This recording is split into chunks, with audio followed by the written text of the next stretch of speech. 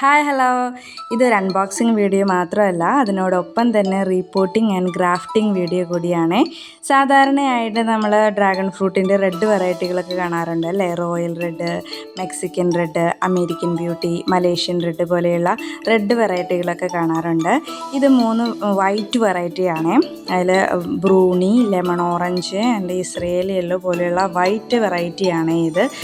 ബ്രൂണിയൊക്കെ വളരെ ടേസ്റ്റി ആയിട്ടുള്ള വളരെ വെറൈറ്റിയാണ് കേട്ടോ. അതുപോലെ തന്നെ lemon orange, Israeli yellow. Okay, ആദ്യം നമ്മൾ ഇതിൻ്റെ കട്ടിങ്സ് മണലിൽ കുഴിച്ചിട്ടിട്ട് അതിന് വേര് പിടിപ്പിക്കണം.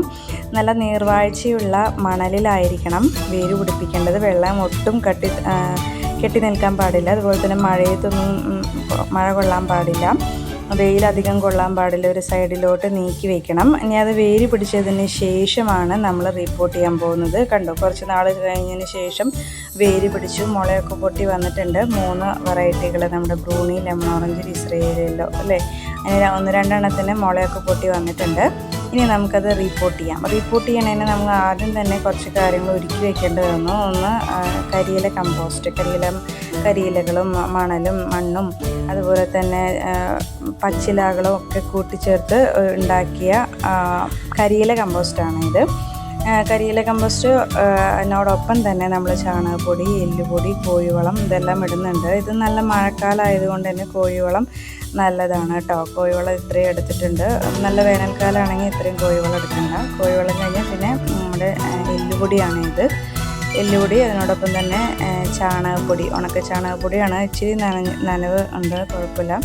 പിന്നെ ഇതിനോടൊപ്പം തന്നെ കമ്പോസ്റ്റും ഇട്ടിട്ടുണ്ട് കേട്ടോ.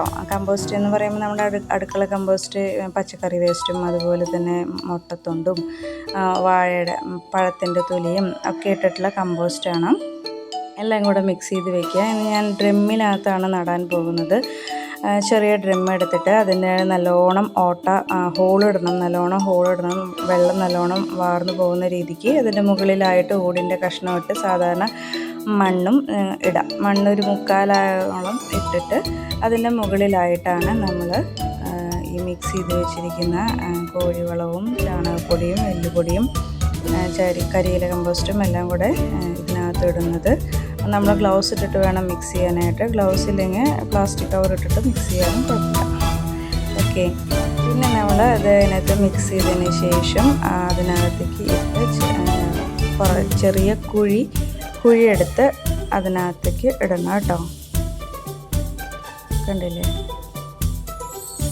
അതിനുശേഷം നമുക്ക് നട്ട് കൊടുക്കാവുന്നതാണ്. മുള പൊട്ടിയ ഈ ഡ്രാഗൺ ഫ്രൂട്ടിൻ്റെ തൈ അതിനകത്തേക്ക് വെച്ച് കൊടുക്കുക, നട്ട് കൊടുക്കുക. ഇനി അടുത്തത് നമ്മൾ ചെയ്യുന്നത് ഗ്രാഫ്റ്റിംഗ് ആണ്. ഗ്രാഫ്റ്റിംഗ് ചെയ്യുന്നത് ബ്രൂണിയാണ് നമ്മൾ ഗ്രാഫ്റ്റ് ചെയ്യുന്നത്. അത് മലേഷ്യൻ റെഡിൻ്റെ മുകളിലോട്ടായിട്ടാണ് നമ്മൾ ഗ്രാഫ്റ്റ് ചെയ്യാൻ പോകുന്നത്. ആദ്യം മലേഷ്യൻ റെഡ് കട്ട് ചെയ്ത് വയ്ക്കുക. അതിനുശേഷം ഇതിൻ്റെ താഴെ മുള പൊട്ടിയതിൻ്റെ താഴെ നമ്മൾ കട്ട് ചെയ്യുക. കട്ട് ചെയ്തിട്ട് ചെറിയ രീതിയിൽ നമ്മൾ അതിൻ്റെ നടുക്കുള്ള ആ ഒരു ഭാഗമുണ്ട്, നടുക്കുള്ള ആ തണ്ടൊന്ന് മുറിച്ച് കളയണം. ഞാൻ കാണിച്ചു തരാം. ഗ്രാഫ്റ്റ് ചെയ്യുമ്പോൾ നമ്മൾ ശ്രദ്ധിക്കേണ്ട കാര്യങ്ങൾ എന്തൊക്കെയാണെന്ന് വെച്ചിട്ടുണ്ടെങ്കിൽ, കത്തി മൂർച്ച ഉണ്ടായിരിക്കണം. അതുപോലെ തന്നെ ഹൈഡ്രജൻ പെറോക്സൈഡ് ഉപയോഗിച്ച് ക്ലീൻ ചെയ്തിരിക്കണം. മുള പൊട്ടിയ സയണാണ് എടുത്താൽ വളരെ പെട്ടെന്ന് കിളിച്ച് വരും. അതുപോലെ തന്നെ സയണിൻ്റെ അടിവശം കുറച്ച് ഭാഗം ചെത്തി മാറ്റണം.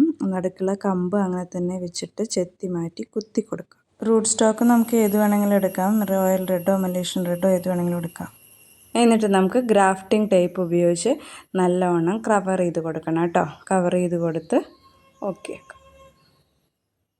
Thank you.